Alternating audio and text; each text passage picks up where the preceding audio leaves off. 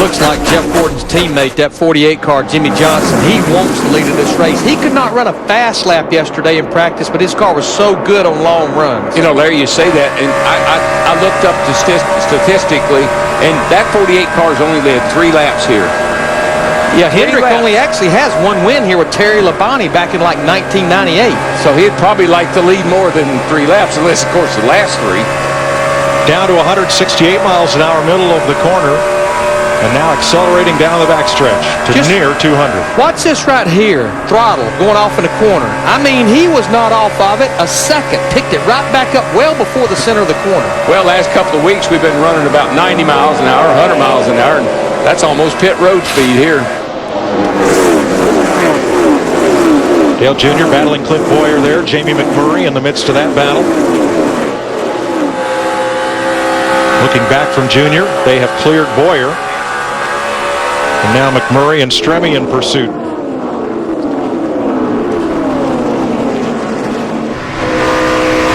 I think what we're seeing again this week is a product of the 48 and the 25 helping each other. And I don't mean right now on the racetrack. I mean in the pits, in the garage, preparing their cars for these races. Did you see Kyle Busch get loose? Did that look a lot like the car that he wrecked earlier this week? That's not the first time he's done that in these first few laps either. He's been pretty loose all the way around the racetrack. He only got the 1 final practice with that 5 car, but I know they were very happy with that car in that final practice. Just runs up on the back of Dave Blaney in that 22 so fast. You could see his car just wiggling as he was going through the bumps right there. But he's like a man possessed right now. He was trying to cut under Blaney, and when he did, it just got a little loose with him. Jimmie Johnson has a run coming off turn 2. Caught Jeff Gordon right in the middle of the corner and follows his tire tracks to 3. How about the race leader, Steve? Well, Mike, as was pointed out in the pre-race show, Jeff Gordon has never won here at the Texas Motor Speedway in 12 tries. I talked to his crew chief, Steve Letarte, this morning, and Steve said if you take an aerial view of this racetrack, none of the 4 turns are the same. And it's taken a long time for Jeff Gordon, even though he has a good finishing average, to get comfortable here. It seems like they compromise one end or one corner for the other, and they're trying to make him comfortable in all 4 turns here today. Tell you what, the guy on the move, I've been watching him through both ends of the racetrack. Carl Edwards in that 99 car, he's one of the 12 drivers that has a win here. Just drove into the 8th position. Now he got him 3 wide. There's Kevin Harvick in that 29. He's got his hands full right now. He's been going backwards quickly. Larry, we saw the same thing with that car here last year. Got lapped early on and had a hard time making it up. I think he had to get the lucky dog a couple of times. He was 12th and has fallen back as Jamie McMurray holds off Kurt Busch. And Mike, just like I said in the opening, you got to go to back to your notebook. And if you wasn't good here last year, you might not be good here this year. Here's Busch on the bottom in a backup car. He's going to try it again. Not that time. Of course, if you're Jeff Gordon and Jimmie Johnson, you got 2 notebooks to choose from. Well, and that's true, Darrell, of all these multi-car teams that run similar setups and share information.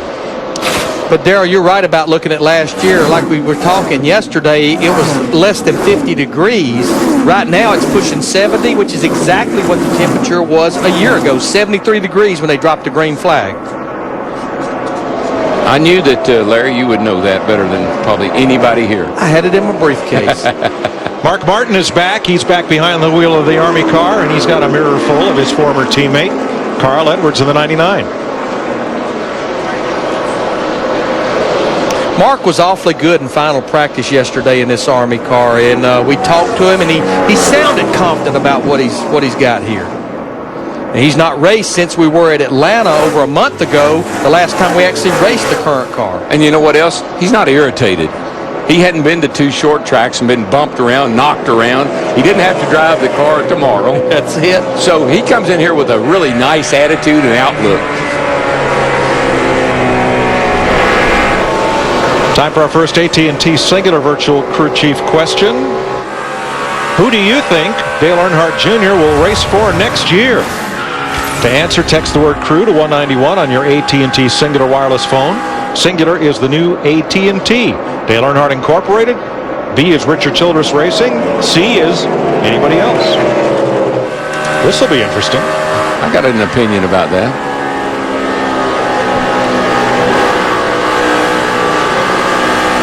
Racing back at 10th place, David Stremme, who was strong here in opening practice, trying to close in, as Jeff Gordon has led every one of the 16 laps we've run so far in Texas.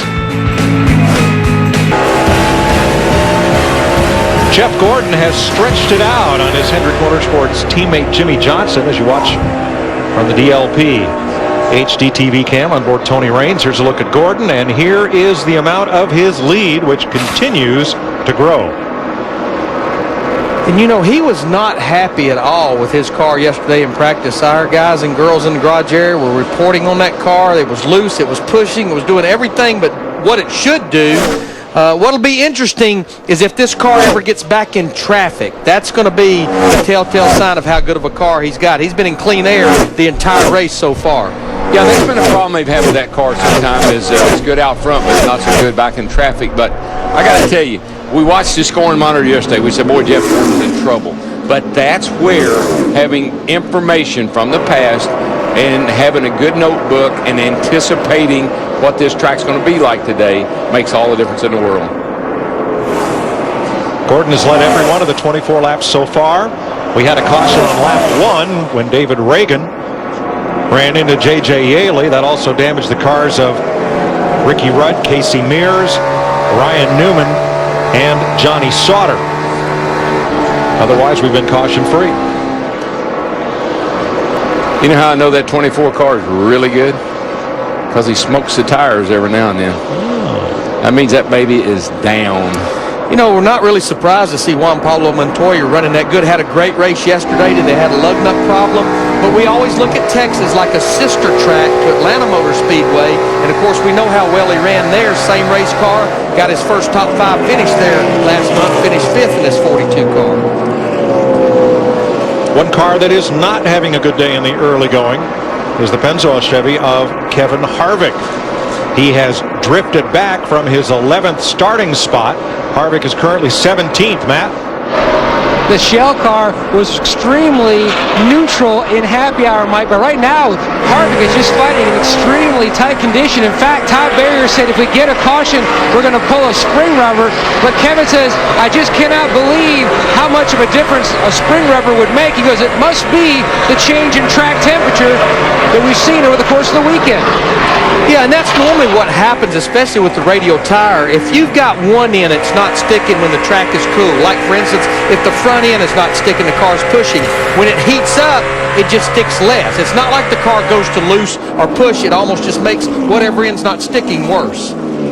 Now, you saw Martin Truex in the 1 put a hand out the window to try to point Harvick to the inside, but Harvick not quick enough to make the pass.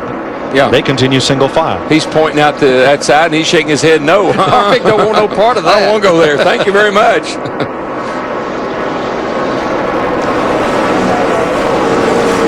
Stremme in 9th place now with Kurt Busch's Dodge in tow. Busch to the bottom.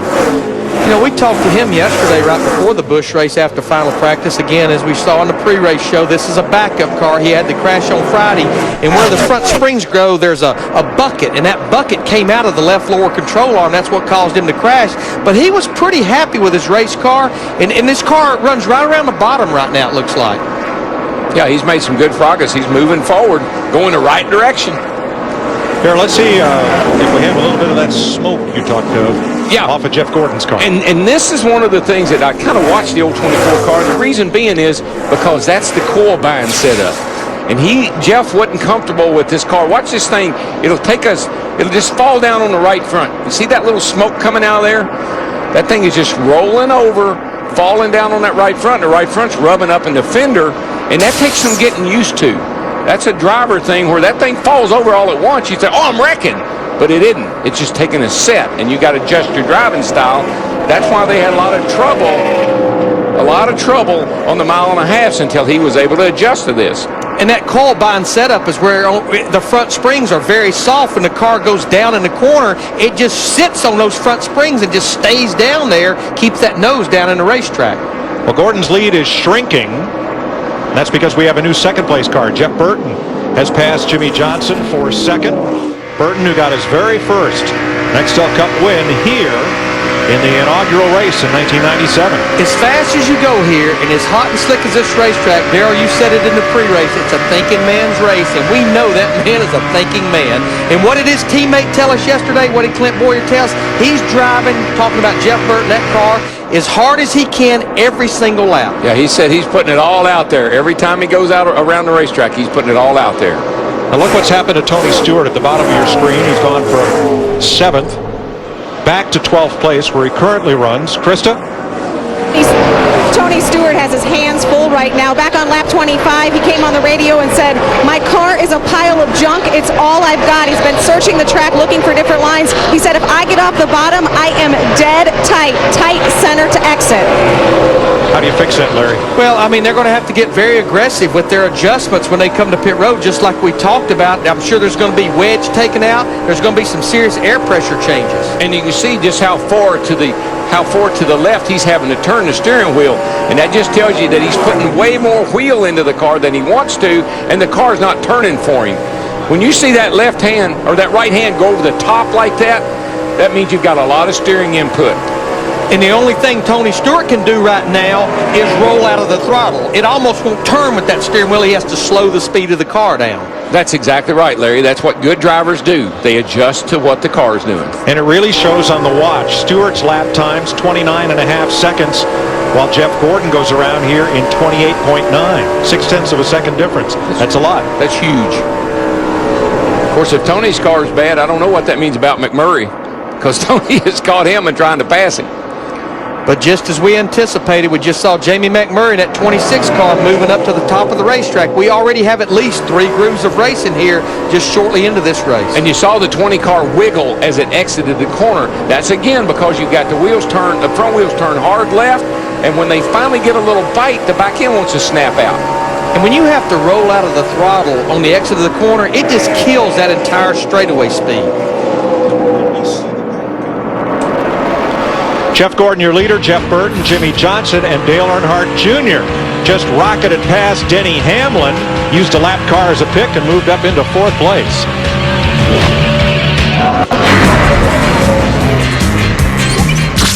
I'm sitting in a hot rod today. Even the swimming pools are Texas-shaped and Texas-sized here north of Fort Worth. Jeff Gordon's still your leader, but look, he's got company. Jeff Burton is now right on his bumper as Gordon negotiates heavy traffic.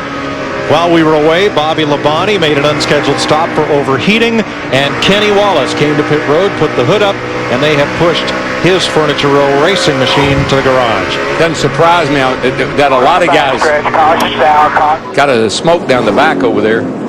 Mike Bliss in the 49 car, hard lick to the front. Racing for the Paralyzed Veterans of America, one of a number of charity initiatives this weekend here at the track, PVA.org, and let's see what happened to Mike Bliss. Look way up the top of your screen. My car just snapped around. It looked like it did, and that's not unusual for this place. Not sure if one of the Red Bull cars. I don't think they made contact. I think Mike just got loose coming off 2 over there, and the thing snapped around on him. Texas is the home of Texas Instruments that provides us with our DLP HDTV Ultimate Picture Cam, suspended on cables above the speedway, and that's how you see this restart.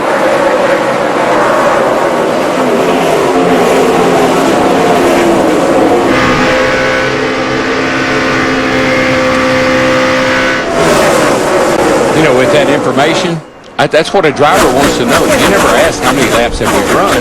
You always ask how many laps do we have to go. So I think from a driver's perspective, looking at the scoreboard, and we do, fans like to know that too. Well, that's why we also show it to you at the top of our screen up there on the rundown, because every racetrack seemingly has a different number of laps in its race. It's not consistent week to week. What is consistent is Jeff Burton. That car has been strong all day, and he is just gnawing away at the rear bumper of Jeff Gordon for the lead. Meanwhile, back at the pass. Whoa, that's a mini wad right there. Tight pack. Steve Burns. Mike, Larry McReynolds was just talking about the line that Dale Earnhardt Jr. was running around the high side. Carl Edwards restarted this race, restarted in the 10th position. He likes his car, but so far hasn't found a good place to run. So his crew chief, Bob Osborne, has been telling him that the 26, the 17, and the number 8 are running the high side, while other cars are running the bottom. So Carl's trying to find a good spot to run. Matt? Under caution, Jeff Burton told his team that it was just starting to get exciting when the caution came out. He says the car balance-wise had really shifted. Even though they were about 10 laps shy when they would have pitted, his team told him, your tires look good, because they did show some wear on that outside shoulder of the right front during practice. Thanks, Matt. You're watching on the right. Denny Hamlin looking back at Carl Edwards and Tony Stewart. That is 9th place on back. Just watching Jeff Burton there in the 31 car behind Jeff Gordon in the 24. Remember, Jeff Burton comes in here second in the points. So what he would love to do is get up there. We've been talking about these bonus points. He'd love to get 5 points for leading a lap in this race if he can get to Jeff Gordon. In fact, right now, first, second, third, or first, second, third in the Nextel Cup points chase. The front 4 exited the pits the way they came in. And look at this, Martin Truex threading the needle between Montoya and Bowyer, making the pass. I talked to Juan Pablo Montoya this morning. He said, you know, the interesting thing when he listens to a spotter, when he says 2 wide, he goes, okay. When he hears 3 wide, he goes, oh. When he hears 4 wide, he goes, oh no, 4 wide.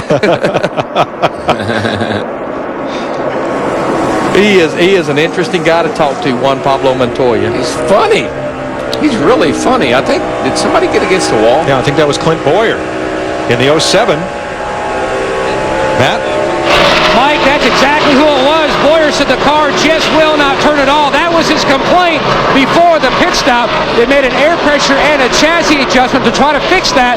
It hasn't helped. You can see now he's running the middle, just trying to hold on, losing another position. About to get back to the bottom now. If this 13, you'll be a hole. Let's show you what happened. Watch the black 07. And again, it's just exit of these corners. The cars just kind of lose grip all at once, and that's the result right there. And that's exactly what happened to the 6 car, David Reagan, at the very first of the race when he lost grip on the exit. Tony Stewart on the outside of McMurray. This is for 8th place. I would say that Mr. Stewart got his car fixed. Well, you heard Chris DeVoto talking about, he told Greg Zippodelli and his crew, my car is junk. And he knew they were going to have to make major adjustments on that car. They went the right way because he's passed Carl Edwards, Denny Hamlin, McMurray. He's passed all those guys in the last 2 or 3 laps and moving on. Another driver on the move is Greg Biffle. His number 16 has gone around Mark Martin and climbed up to 12th place, just behind this group. Yeah, Greg started back in the 21st position, and a lot like Casey Kane last year, 2 or 3 years ago, Greg Biffle pretty much owned. We got another car that was almost up the wall. Who had just made a pit stop, came out, and did he hit the wall in 4? It looked like he did. He did the same thing earlier, like he had a flat tire. I think he's got something broken on the right front because he went off in the corner down in 1 and 2, shot up the hill. He came to pit road. They worked on it or put tires on it. He went right back out and did the same. I believe he has something broken on the right front. Yeah, he's just trying to ride around on the apron and make it back to pit road. Right now he's over at turn 2. No caution, we stay green. We also need to mention before that last caution, Kenny Wallace in the 78 car made it to pit road. They had the hood up and they did put his car to the garage as well.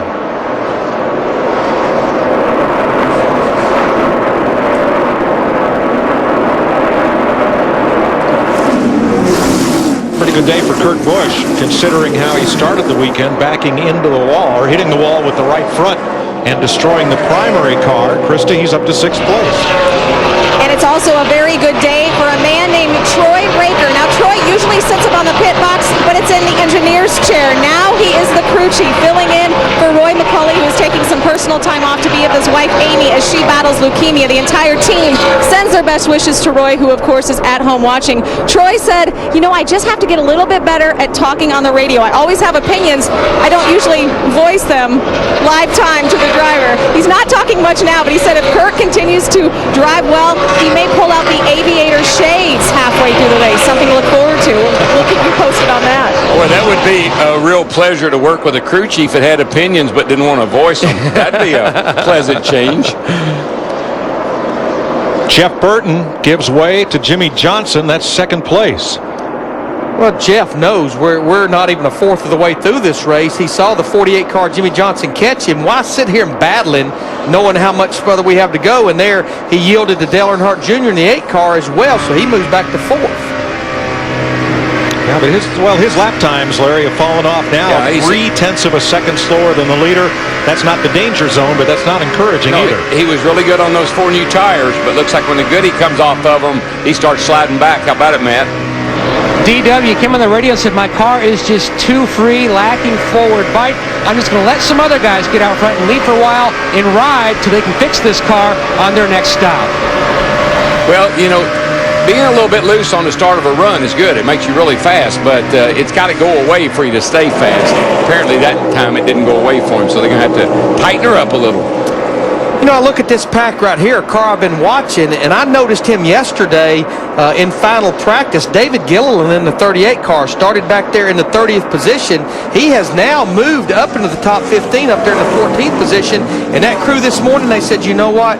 We're not going to change this race car. We're going to do it with air pressure. We were too good yesterday. We just do not want to mess with it. And it's paying off. Isn't that the same kind of car crew combination that won this race with Elliott Sadler? Pretty much, for the most part, a couple of years ago. Denny Hamlin, car doesn't sound good. He's fallen back into the clutches of Greg Biffle. Matt? Oh, he's got trouble.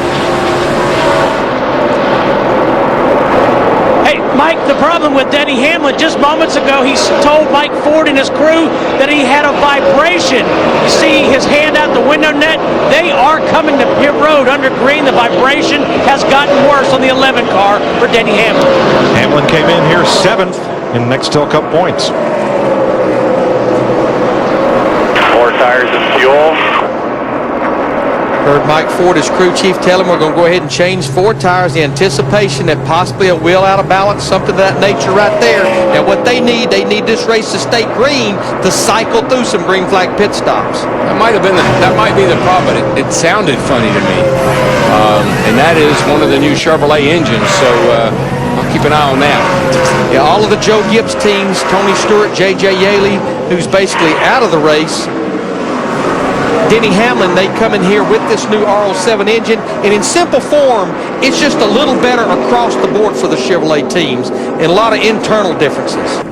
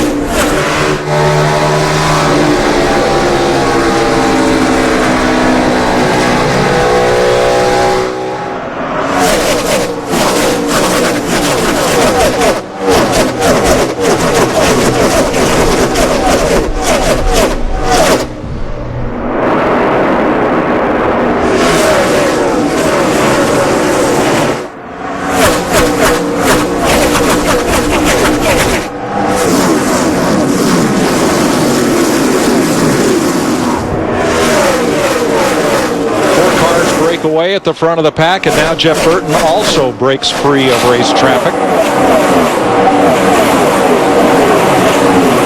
I'll tell you one thing, there's some guys back in there that are really, really leaning on each other. Golly gee, they've made a little contact. So far, so good. I think one reason they're leaning on each other is a lot like that 19 car up there you see just in front of Jimmie Johnson, Elliott Sadler. He's the first car lap down. We almost have as many cars a lap down as we do lead lap cars. Those guys fighting to stay up there to maybe get the free pass should we get a caution. Elliott Sadler right now in the 19th position. Yeah, Jeff Gordon is so good, and when he gets out front, he just checks out on these guys. Second place, Jimmie Johnson has his hands full, and he is now the third place car. Dale Jr. moves into second. Steve. Mike, you guys have been talking about these race teams anticipating changes and keeping up with the racetrack. That's exactly what that number 8 crew did on the last pit stop. They actually reversed a change they made on the previous stop. They put air back in the left front tire. And the really good news for junior fans is they had a wicked fast pit stop. It was sub 13 seconds, Matt. It's a work in progress for Jeff Burton and his 31 team. The last 2 stops, they've made small air pressure adjustments, just trying to tweak that race car's balance. Right now, he said it's still a little tight through the center of the corner. Let's go to Kristen. Steve Burns talked about adjustability, making changes back to where they did before with the 8. Well, that's exactly what the 20 did also. They put the air back in the tire that they had taken out on the previous stop. Tony said the car freeing up just a little bit. Dick Berger. Well, Greg Biffle lost 6 positions on that last pit stop because the crew pulled a spring rubber out of the left rear corner of the car. That's a chassis tuning device. Here it is, and it worked. Biffle said the car is much better now. That spring rubber just lets the car turn better. It takes a little pressure off that left rear tire, frees the car up a little bit, lets it turn through the center of the corner much, much easier. And that's where he looked so good, just that left right there down in turn 3 and 4. His car flew through the middle of the corner, almost so fast he had to roll out of the gas to keep from running over David Stremme in the 40.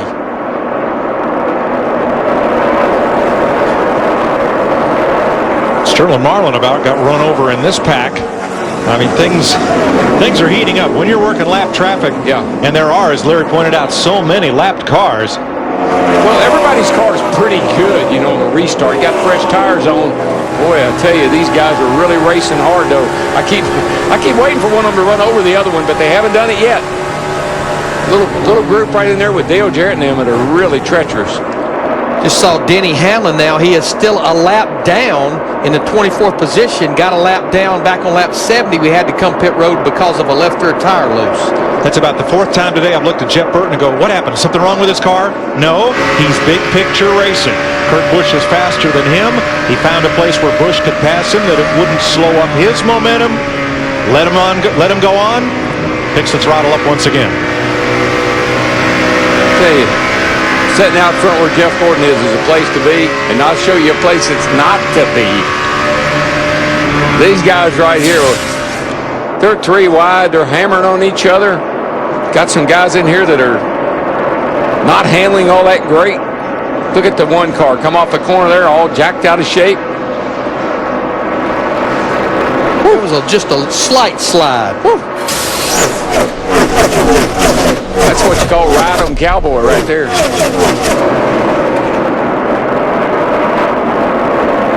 Brian Vickers got the free pass on that brief debris caution. We've completed 129 laps in the Samsung 500 on Fox. Let's see a little bit of video and hear from our onboard commentator, Tony Stewart.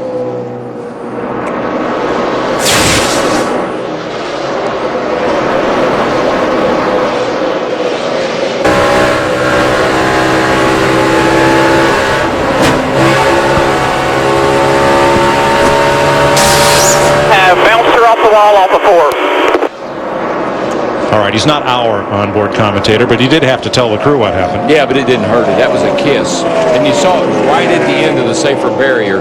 Caught just the tail end of the barrier. It's tapered a little bit right there.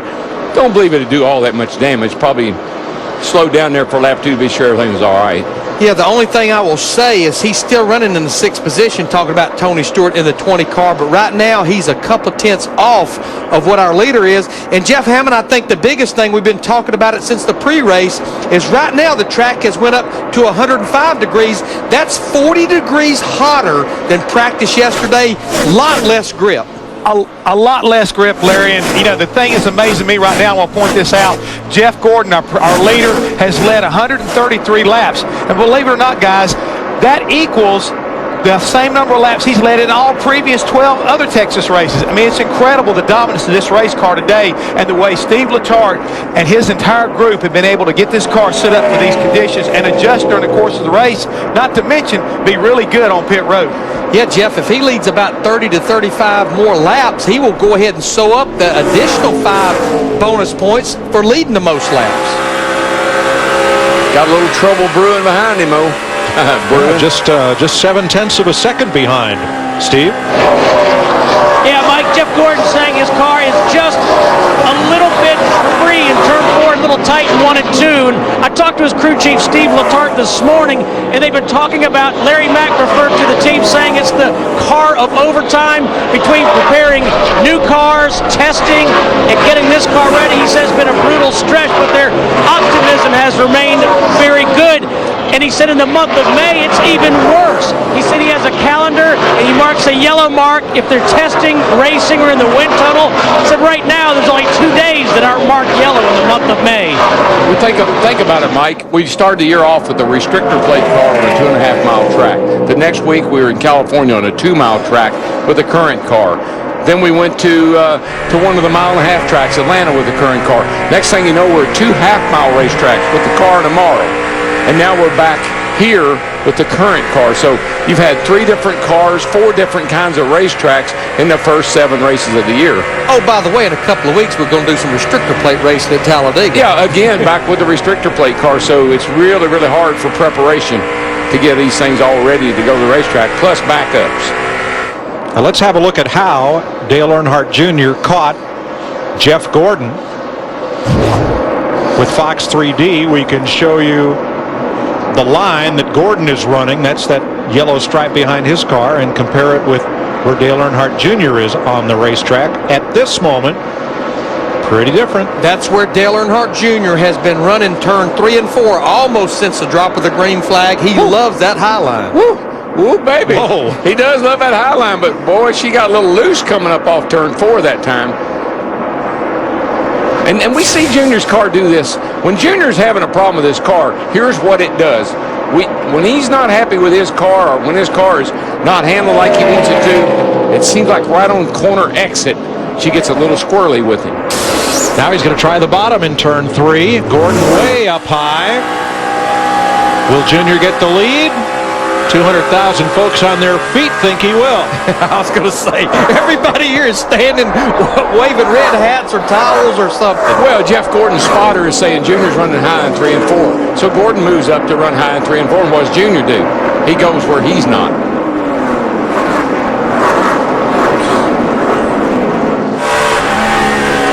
You know, this has definitely been a racetrack that Dale Earnhardt Jr. has always ran well at. He got his very first career win here in 2000.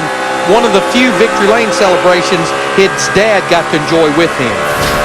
I'll never forget, I rode out of here that day on the helicopter with Dale Sr., and he was talking about how Junior and them had run the same setup in his Cup car that he'd been running in his Busch car. And Dale was adamant about it just can't work. That setup can't work in a Cup car. Great big sway bar, soft front springs. No way that's going to happen. But it did. Now you see at the top of your screen Jeff Gordon's telemetry, at the bottom Dale Jr.'s. Now they do run the same rear end gear, so the RPM at the same point on the track would be similar if the cars are running the same speed. Well, the biggest thing that will dictate a different RPM or miles per hour, who gets back to the gas the soonest in the corner and who can stay in it. That last time coming off turn 4, you could hear Dale Earnhardt Jr. because his car is not gripping good on the late exit. He had to roll out of the throttle. 153 to go here, and Junior leads Jeff Gordon by just 0.7 of a second. Not what you'd call a comfortable lead. No, but it's kind of the ebb and flow of this race. Jeff Gordon dominates for a while. Junior's going to dominate for a while. It's the team that can figure out where to be at the end of this deal with the right changes and adjustments that's going to be in victory circle. And Larry, how do you get around to deciding what does that car want next? Well, because that'll be the decision that wins the race. Yes, it will. I mean, what you've done, you have gathered data through this entire race.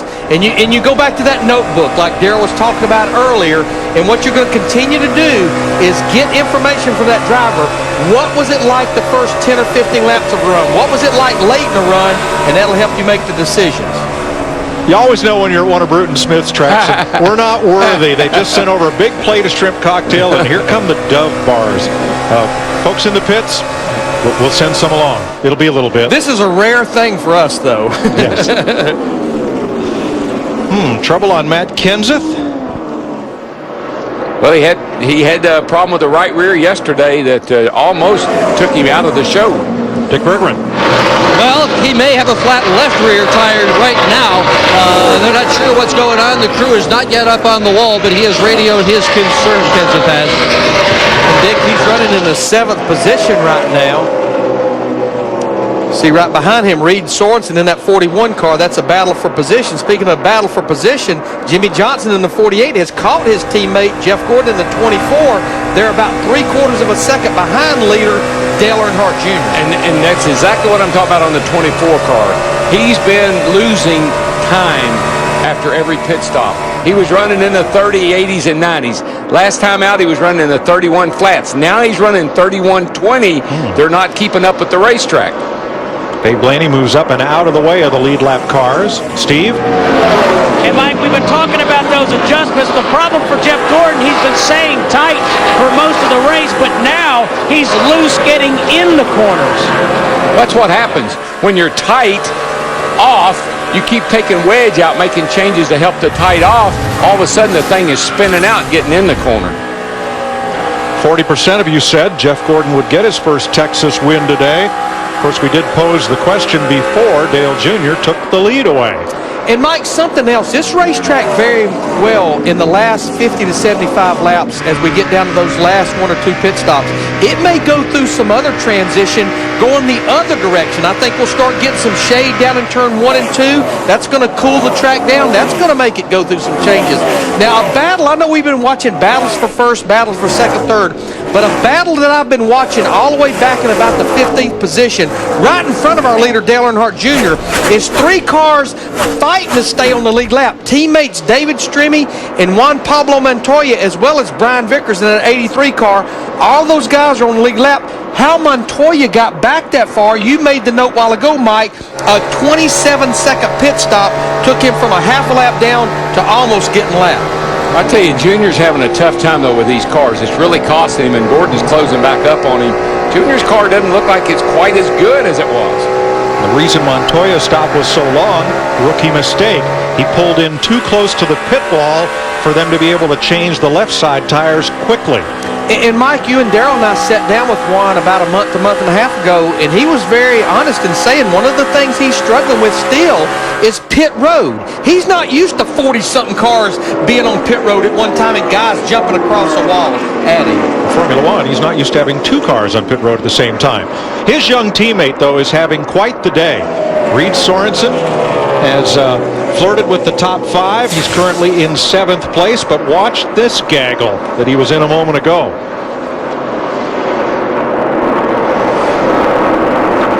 Used Robbie Gordon, the 7, as a pick to get by Greg Biffle in the 16 car. Greg Biffle in the 16, that was a battle for position with Reed Sorensen in the 41. Best career finish of 5th. He's got a chance to match or exceed that today. 144 laps to go in Texas. Dale Earnhardt Jr. leading Jeff Gordon by 0.8 of a second. From our DLP Ultimate Picture Cam, here's the restart. Remembering Jackie Robinson, Wendell Scott, and all those other great sports pioneers. Let's crank it up.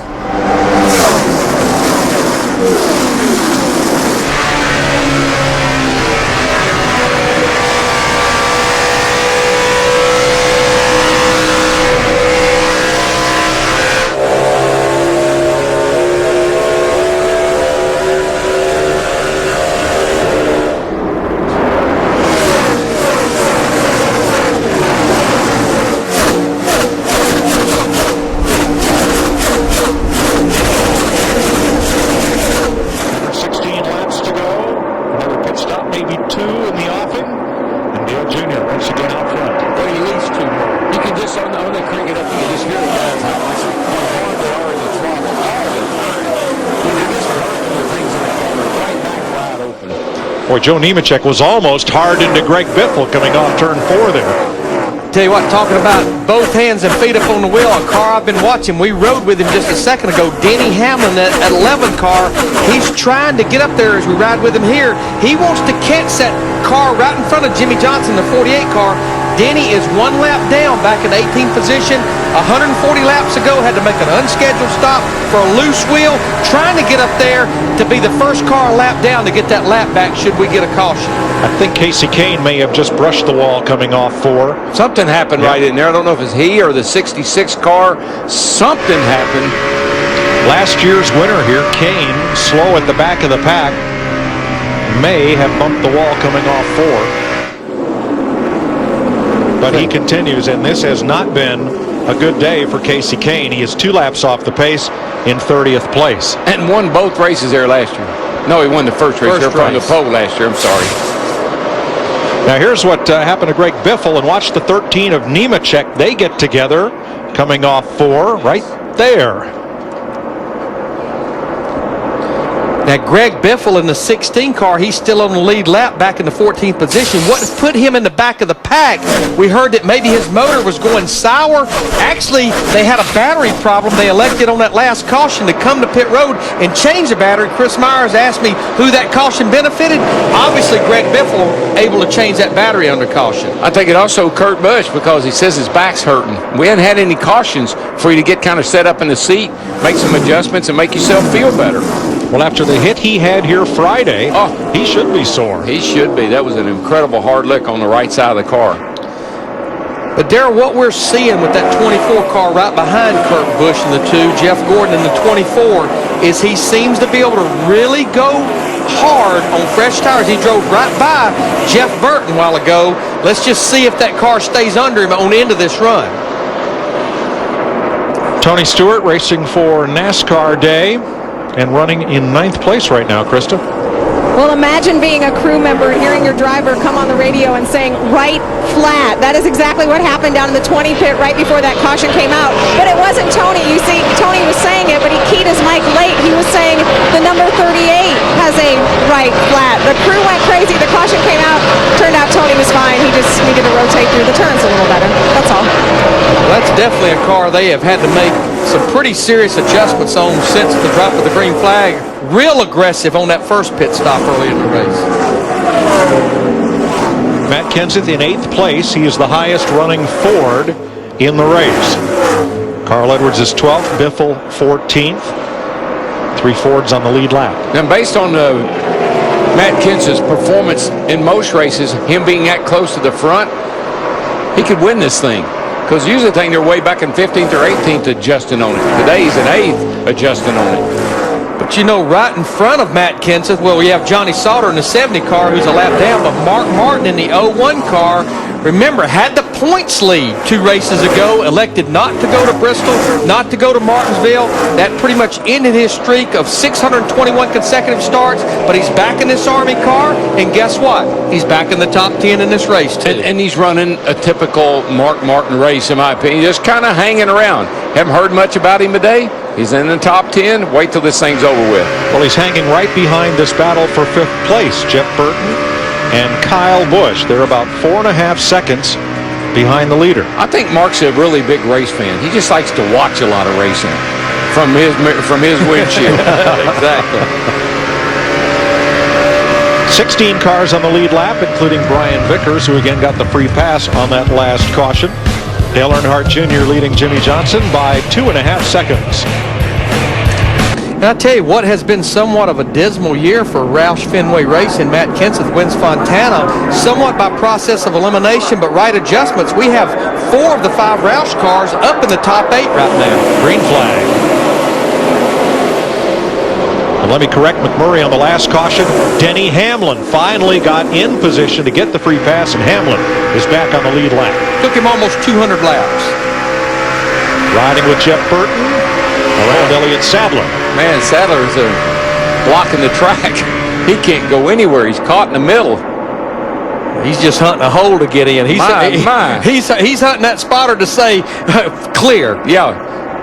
Either side right now. Not going to hear it for a while. He is 1 lap down. Boy, that's a sick feeling when they go by you on both sides.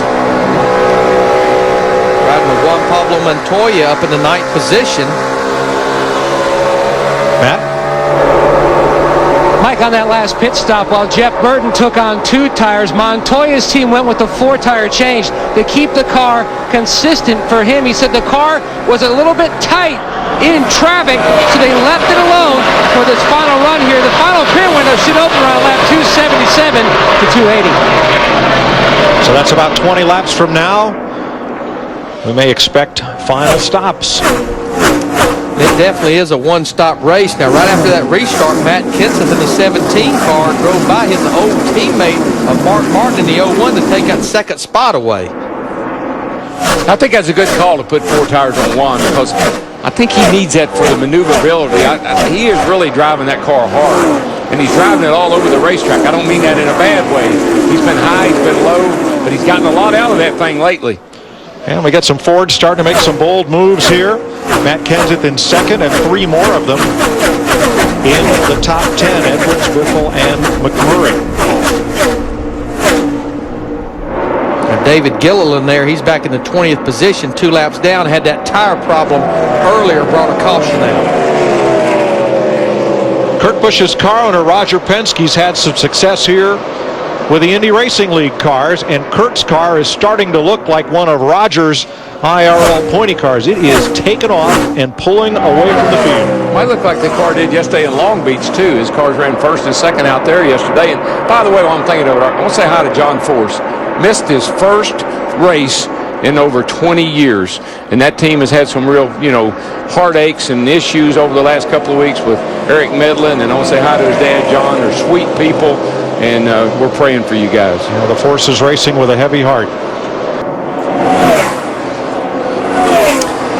As we look at Kurt Busch up there in the 2-car leading the race, Chris Devoto reported on this earlier in the race. And again, our thoughts and prayers, well wishes go out to Roy McCauley, his crew chief, who has elected to take a leave of absence from the racetrack. His wife, Amy, has been diagnosed with leukemia, took somewhat of a turn for the worse over the Easter weekend. Roy spending time where he should be with his wife, Amy, and that's how Troy Raker, who is one of the chassis engineers, is up on the pit box. And Roy, we know you're tuned in, and our thoughts and prayers are with you and Amy both.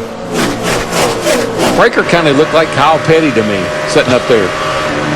Looked like a professor. Yes. Well, he's been an engineer for Ford for a number of years before moving to Penske Racing not too long ago.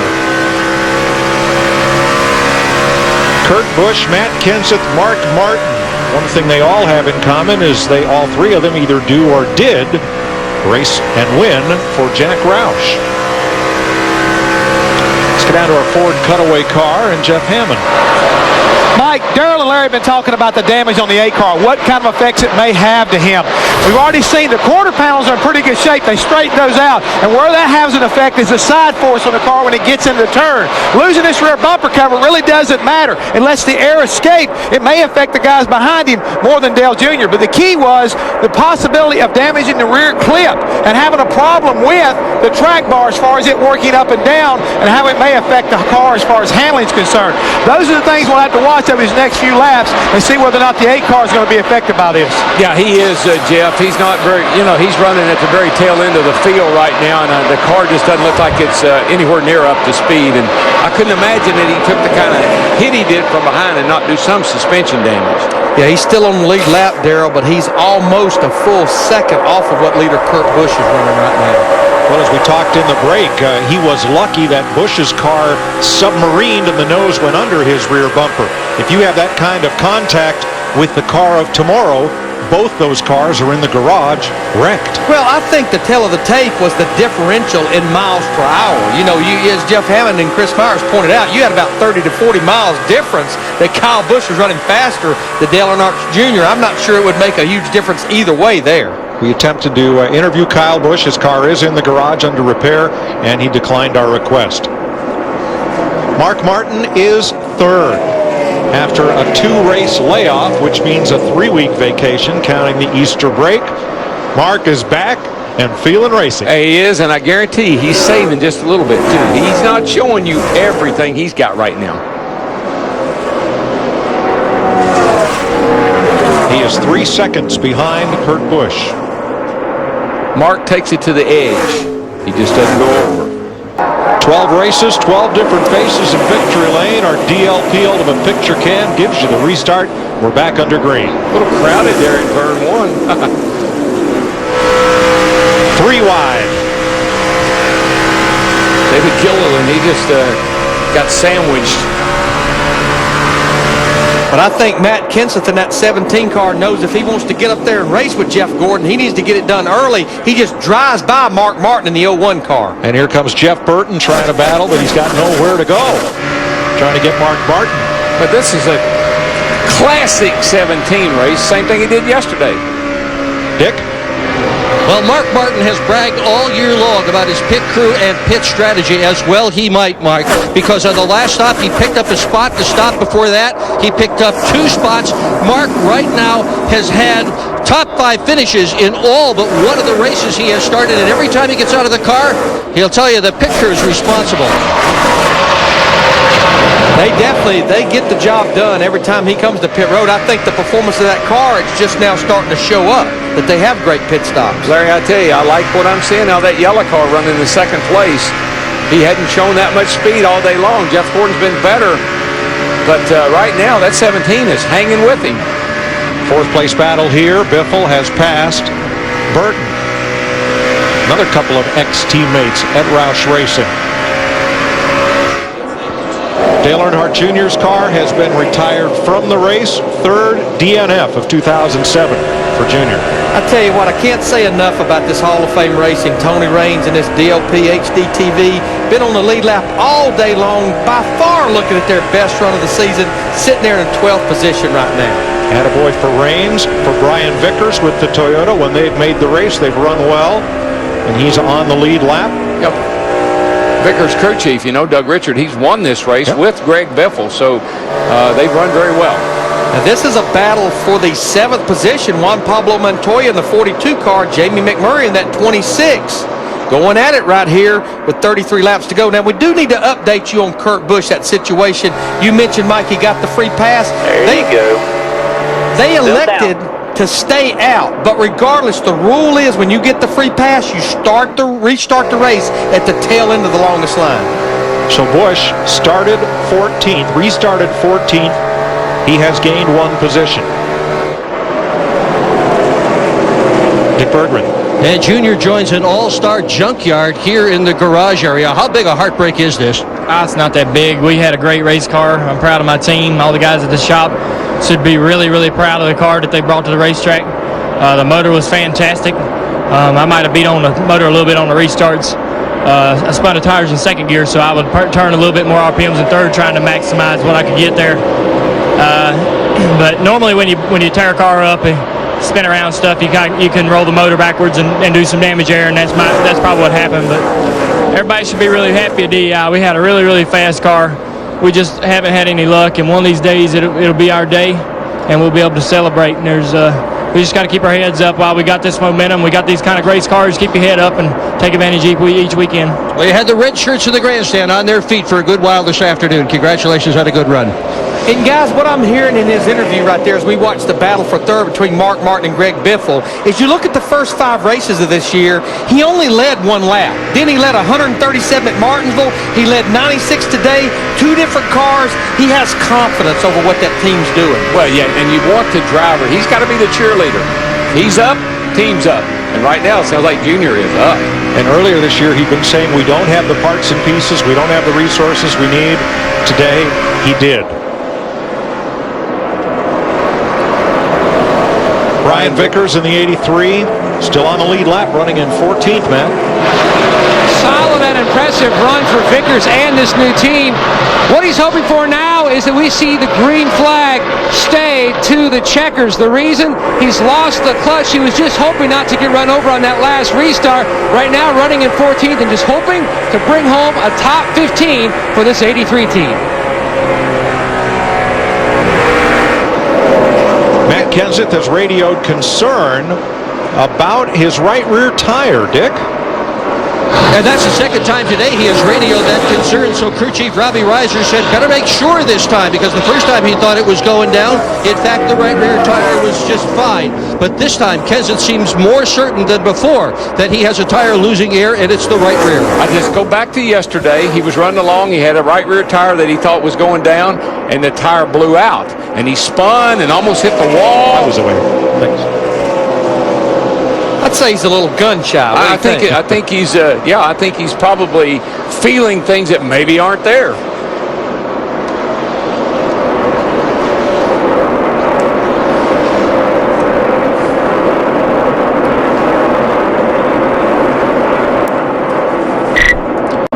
That's Nextel helping NASCAR and NASCAR fans get things done. Who gets our Nextel getting it done call of the race?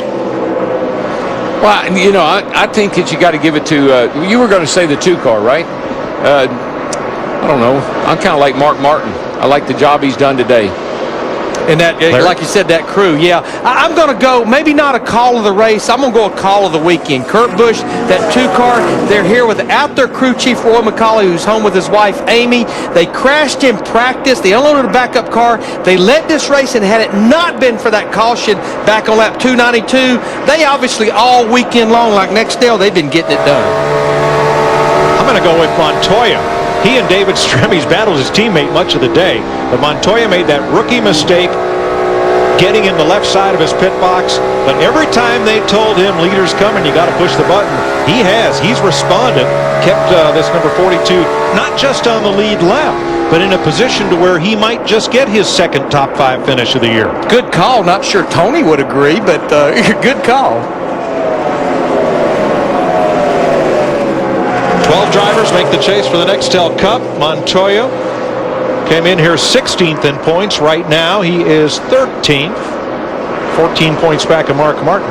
This is the first racetrack we've been to that he's actually raced on before. He ran the Busch Series race here back in the fall. Every other racetrack, he's had to look at a map just to see where it's located almost. Did Jeff Gordon get in the wall again? Well, let's see. Oh, yeah. Greg Biffle just did. Well, the whole right side of the 24 car is scraped up big time. Boy, turn 4 has been busy today. Cars just won't turn off that corner. Late in the race, slick. Steve? Yeah, I want to add to what DW said. It was like all of a sudden, Darrell, he said, I don't know what happened. I just got big time tight. Next thing I knew, I was in the wall. What little I've driven here through the years, that's what this joint does. Got the wheels turned, you coming off the corner, everything's fine. Lose all the grip all at once. And the thing I'm seeing right now as we see this battle between Jeff Burton and Mark Martin for 4th is right now Jeff Gordon, our leader, he's about the slowest of the top 10 or 12 cars as far as lap times. And you can see that 17 car just reeling them in slowly but surely. 22 laps to go. Yeah, it damaged that car hit the wall hard. I look at the right side when he went by, and the right side tires are all scuffed up and the body's all banged in. That's a pretty hard lick there, boys.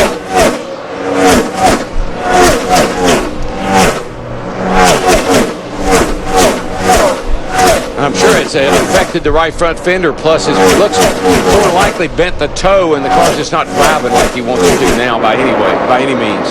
And Matt Kenseth really got through 1 and 2 good that last time. You can see he's about a car length behind Jeff Gordon in the 24 car. Well, Matt may just have himself a sweep. Be the second one of the year for him. Did it at Fontana. Kevin Harvick did it to Daytona. It seems to be the nature of the beast. And he just turns to the bottom here through 1 and 2. And he'll take the lead coming off 2, going down the back straightaway. Gordon's got to be careful. Got to be careful right there, man. You get under the car on the outside of you. That's Jeff Gordon's car on the outside. I'm telling you. And here's 3rd place. Jeff Burton coming back after Greg Biffle. 2 Chevys, 2 Fords fight for the front 4 spots. This track gets so slick, and you lose so much grip late in the race on corner exit. That's exactly what happened. It's what happened to Tony when he wrecked. Almost happened to Matt Kenseth right there. He'll have to set Jeff up and get him in a different spot. But Jeff's definitely a set and duck right now. What about Kenseth and that tire, Dick? Well, Kenseth just came back on the radio, Mike, and said, I'm telling you, that right rear has a leak. So Kenseth in second spot, possible tire going down. Right now, we're going to have 18 laps to go as they come to the stripe. There you see the battle on the right-hand side of your screen. That's a battle for the 7th position. I just believe they run so much right rear spring in these cars here to make them turn that it makes that right rear feel like it's going away sometime. Now, Greg Biffle, we saw him slap the wall coming out of turn 4. Mark Martin passed Biffle. Mark Martin passing him right now. Jeff Burton passed him, and Mark goes by as Kenseth has a look at the lead. Yeah, this is the way. Burton gives him room. This is the way to do it here now. You get on the outside. And you should be able to carry that momentum off of turn 2, just like we saw Jeff Gordon do earlier. There you see Kenseth's able to get in the gas, stay in the gas, and he'll take the lead. We got battles all over the place. Add the 8th place battle upper right, where Martin Truex passes David Stremme. And on the left, Mark Martin has gone by Greg Biffle. That's for 4th. Now, in between those two battles on top is Montoya. And Jeff Burton is about to catch him. I think Jeff Burton is somebody that Matt Kenseth may have to worry about before this thing ends. I think you're right. Well, when I look at the lap times, there's no question. Jeff Burton, that 31 car with 16 to go, he's got the fastest car on the track right now. There's Burton. 1.3 seconds back of the leader. And closing fast. And Denny Hamlin, after fighting for 200-some laps to get back on the lead lap, he's now battling David Stremme for 9th. But you know, Darrell, I can't help but think about, and you talked about this in the pre-race, Jeff Burton, a thinking man's race. I think he was conserving his race car, saving it. He knew he wanted to be here for the end of this thing. Just keep those guys in sight. Jeff Burton's somebody you never want to. You always want to remember he's still on the. When he's still on the racetrack, he's still got a chance to win. You see right now, he's on the back bumper of Jeff Gordon. These two guys are having a pretty good go of it here for 9th and 10th. Give a call to Stremme. He's about to get his first career top 10 finish in his 45th Nextel Cup start. Well, Denny Hamlin is going to knock him back to the 10th position, and the 11 car working on him as they go down the back straightaway. There'll be 13 to go next time. Here comes Jeff Burton in that 31 car. Drove to the bottom of that racetrack. He takes second place away from Gordon. Got his sights set on Matt Kenseth. Plenty of time to run him down. Let's go. You know, this kind of is reminiscent of Dover last year when Burton and Kenseth had such a great battle. Burton finally put the move on Kenseth to win the race. I think he may be able to do it again today. Jeff Burton this year has finishes of 3rd, 4th, 15th at Vegas, his worst, 4th, 2nd, and 6th. Everything but a W, and he is 3 car lengths back of Matt Kenseth for that. And just think about his teammates. They have had a terrible day, and here this 31 car is Richard Childress' car, right up there, set, poised to win this race. And Mike, you were talking earlier, we've been talking all day long, 12 races, 12 different winners. Jeff Burton in the 31 car, he won the very first Texas race in 1997. In fact, it was his first career win.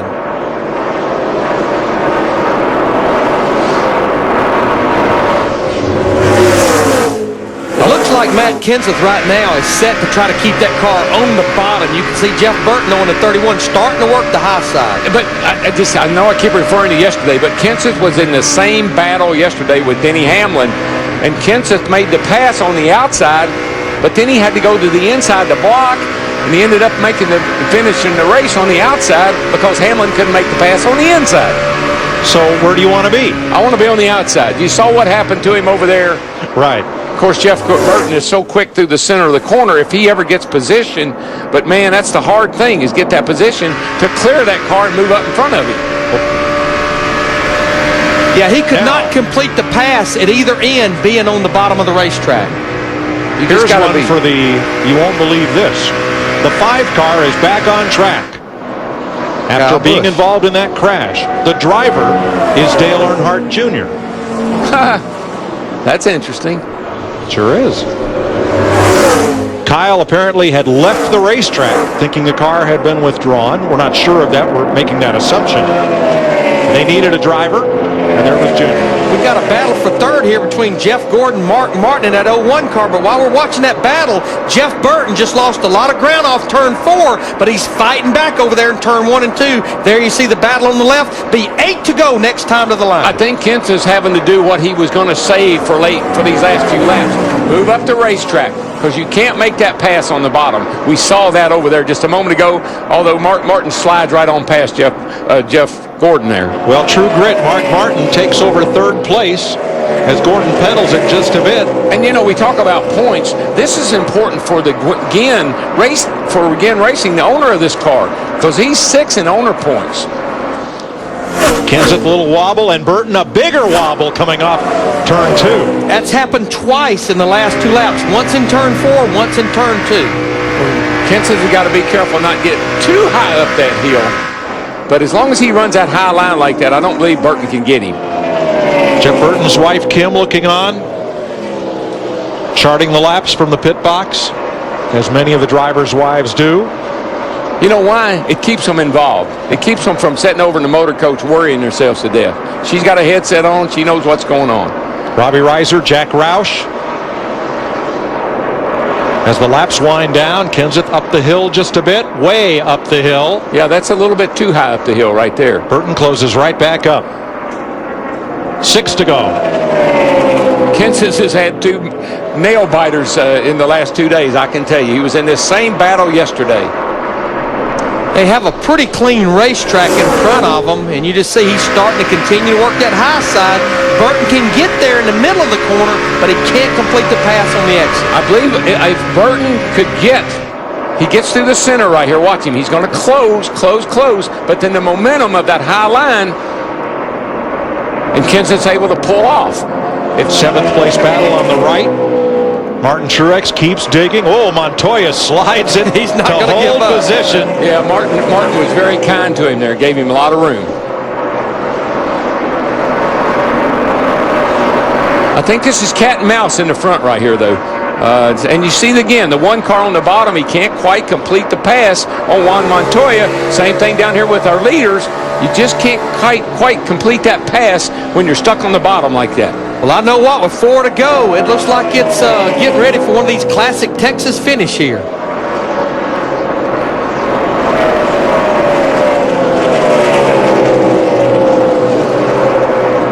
Well, it's not the OK Corral, but it's pretty close. Denny Hamlin in the midst of that battle for 7th as well. Here comes Burton again. He's really going to have to get aggressive to draw even with Kenseth. Yeah, but Kenseth got up the hill a little too far, but he's able to pull it down and come off ahead of Burton. 3 to go, 3 to go. I tell you, you got to be careful not get up there too high. I think Kim Burton, she's forgot about keeping up with laps. She knows there's 3 to go. Burton got a pretty good run there. He got to the door. Yeah, now this could be he could make it this time. He got to Kenseth's door, but couldn't draw fully alongside. He could make it this time because he got enough run on him. It's going to take a pretty good effort right here for Kenseth to hold him down. Might have to get a little physical here. Nah, he's not going to do it. Yes, he is. They'll be side by side. 2 to go. If he can inch up there like that, I'm telling you, he can get it done because that center of the corner right there, if he could just gas it up a little harder. Darrell He is driving that thing down in the corner right now. Lap and a half to go, halfway down the back straightaway. You heard how much he feathered the throttle to stay off of Kenseth. You know, Burton's got to be thinking, how many times am I going to find myself in this position? Oh, about twice more. That's how many laps to go. Lap and a half. Burton the leader here. Kenseth has the drive off the corner. And at the white flag, it's Kenseth. 1 lap to go. This is it, boys. Can he do it? Burton on the inside. Kenseth on the outside. Burton. That's as far as he's been. He got him. He got him. On him. Clear. He got him off the away from him, buddy. Bring it home. Bring her home. He got him now. Kenseth got into this up a little too high off of 2. Be smooth, man. Be smooth. He's going to get a run off. It's all yours. Bring it home. Jeff Burton comes off the corner. Jeff Burton, the first repeat winner in Texas Motor Speedway. Winning the Samsung 500 after a fierce duel with former teammate Matt Kenseth. And Jamie McMurray got his teammate Greg Biffle there at the line to finish 5th. By an inch. I couldn't believe it. He just barely slipped by him. You know, he just was honored here the other night for the Sportsman of the Year award, and he deserves it. He raced Matt Kenseth cleanly and is going to bring the Pronasec car to victory lane. Hey, way to go, Moneymaker. I'm going to need some Pronasec after that. Chevrolet congratulates Chevy driver Jeff Burton, winner of today's race from Chevy, an American Revolution. The streak has ended. Our first multiple winner at Texas Motor Speedway. And the guy who won the very first race here, the inaugural race, is the one to do it. It's a new streak now starting for Jeff Burton. As he climbs down from his number 31, what a classic battle there between you and one of your former teammates, Matt Kenseth. Can you talk about that finish? Matt's a hell of a driver. We were quite a bit faster than he was, and you know, he held me off for 15 laps or whatever. I mean, that's just how good he is. My guys did a great job all day. We were really good on long runs. We get beat up on short runs, and we got just what we needed. We got a long run, and it worked out for us. You've been so consistent all year, but you haven't been to victory lane. Obviously, a great feeling for your team. Does this assign, too, that you guys obviously a championship contender even this early in the season? Well, it's a long year and a long way to go, and certainly we've done a nice job to this point, but there's a lot of work ahead of us, and you know, we got to go to work again next week. This is a long year, but I'll go to battle with this team and, you know, take my best shot with it. He's going to take his best shot. As we said, he won the very first race. He gets a congratulatory kiss. He has now won the most recent at Texas. Mike Joy. Jeff Burton led one lap today, the money lap. That's amazing. And that's what I love about our sport. You know, you got guys that lead a lot of laps and guys that run up front. But these two guys here at the end, Burton and Kenseth, they put on the show and they went home with the check. Let's talk about the last lap. Sum it up from your side as far as him making your move, you trying to make your move as well. Well, it stunk from my vantage point, but yeah, Jeff's a great friend of mine. He did a great job. You know, there's nobody more deserving than him, but it's painful losing the last lap. But we really didn't have a car that could contend all day, and you know, through hard work, adjustments, great pit stops by these guys, they gave me a shot to win, and that's all I can ask for. I had lost it for them, but if I had to go do it again, I would have got beat the same way. I couldn't have done anything more except for wreck. So we got into one, and he just backed the corner up like he needed to, and got to the throttle real early, and I got to the gas at the same time, but I started pushing, started spinning, and I almost took the wall down off it too, so I just couldn't get it done. Still a great weekend for Matt Kenseth, a first and a second here in Texas. This copyrighted telecast may not be reproduced, retransmitted, or used in any form without the authorized written consent of NASCAR Broadcasting. NASCAR would like to thank all of our loyal fans for your continued support, and we hope you enjoyed today's broadcast.